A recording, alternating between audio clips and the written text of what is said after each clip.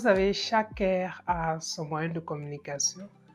Il y a de cela quelques années, c'était la presse écrite, la radio, les podcasts. Aujourd'hui, combien de personnes s'achètent un journal papier? Aujourd'hui, nous sommes à l'ère des réseaux sociaux.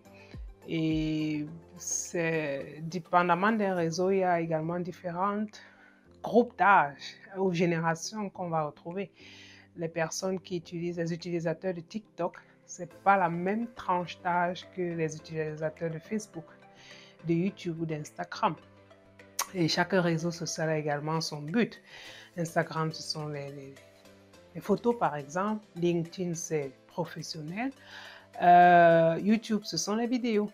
Donc, étant donné que nous sommes à l'ère des réseaux, c'est ainsi que j'ai utilisé ce moyen comme moyen de communication pour pouvoir transmettre l'information le plus rapidement possible, de façon très effective à la plupart des personnes.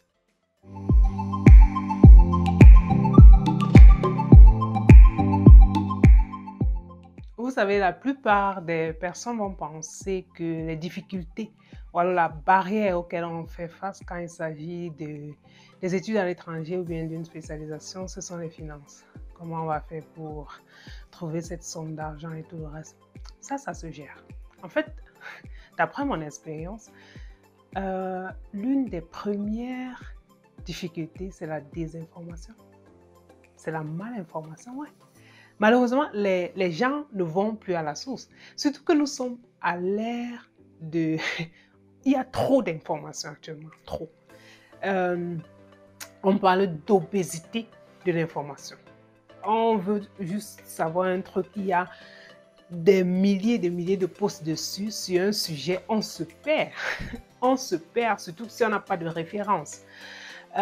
Au jour d'aujourd'hui, il s'agit beaucoup plus de tel influenceur a dit ceci, telle personne a dit cela.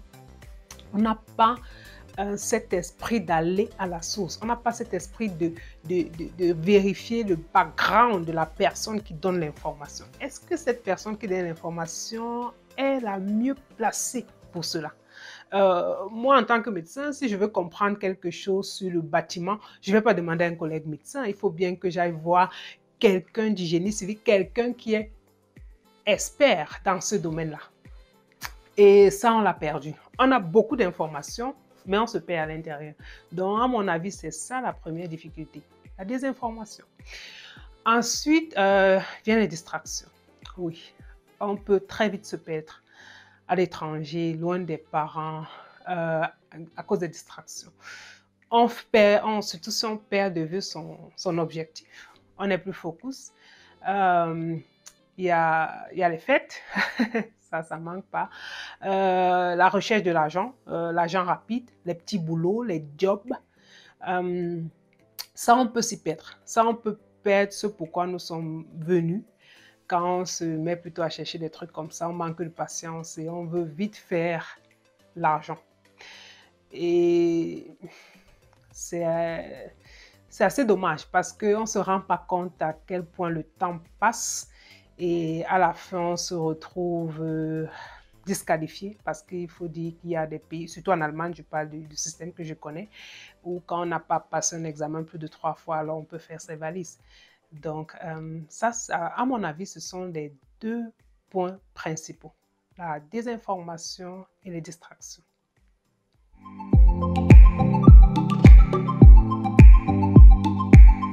Bon, moi, à mon humble avis, j'ai tout simplement évité de faire ce dont je parlais au point 2.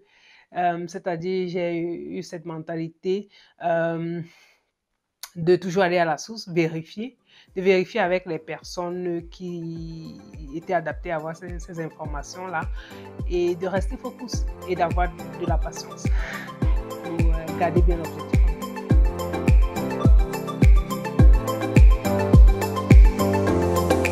Bon, formation en Europe, formation en Afrique, bon, je pense que c'est un point très clair pour chacun, ça sera beaucoup plus l'infrastructure, la technique, la technologie. Mais ce que je veux dire, c'est que les collègues qui sont payés ne savent pas, c'est qu'ils sont de très bons cliniciens, ils sont d'excellents cliniciens. parce que la théorie, c'est la même partout, la médecine est universelle. Ici, on a oublié l'utilisation de ses mains et de ses sens. On est tellement devenu dépendant de la machine et de la technologie. Ça, c'est un très gros avantage qu'ont nos frères, nos confrères, nos consoeurs, nos collègues. Ils sont de super, super cliniciens et ça, je parle avec expérience.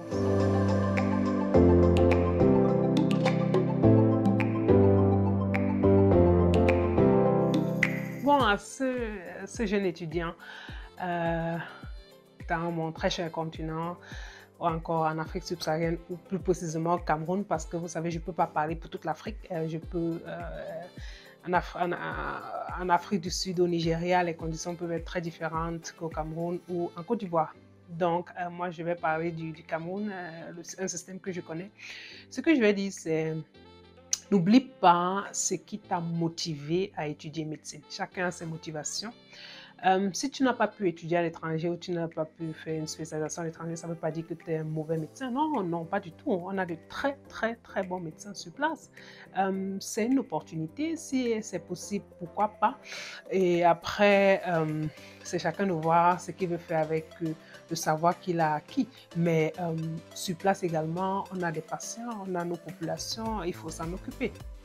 Donc, c'est comme pour dire, l'herbe n'est pas forcément verte chez le voisin, mais où on l'arrose. Donc, reste focus, travaille de façon smart. N'oublie pas tes objectifs. Et les études de médecine, c'est long, c'est prenant, c'est beaucoup de sacrifices. On peut très vite se décourager quand on voit ses camarades qui s'amusent, qui font autre chose. Et on doit être tout le temps en train d'étudier dans ses livres et tout. C'est normal, le moment viendra, alors il ne faut pas se décourager. Stay focused, work smart.